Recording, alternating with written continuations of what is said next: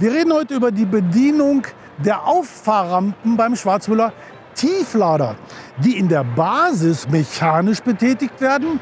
Aber es gibt natürlich auch eine bequemere hydraulische Version, aber beide sind sehr einfach zu bedienen.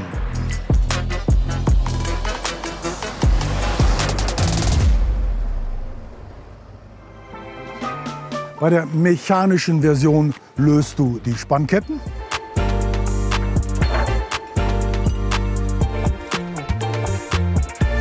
Entriegelst die Rampen, um dann mit der Stange die gewünschte Spurbreite einzustellen.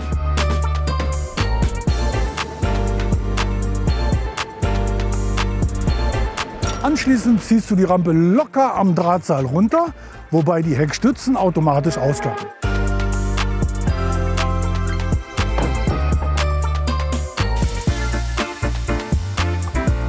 Aber ganz ohne Mechanik geht es auch bei der hydraulischen Version nicht. Es gilt zunächst, die Stützfüße in Position zu bringen, dann die Luftfeder auf Bock zu setzen und auch hier müssen wieder die Rampen von den Ketten befreit werden. Die mechanische Abstützung kannst du auch durch eine hydraulische ersetzen und bei Bestellung eines hydraulischen Sperrblocks kannst du auf die Ketten gänzlich verzichten.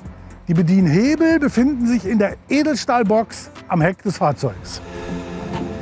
Hier kannst du nun die erforderliche Spurbreite einstellen und abschließend das komplette Entree ablassen.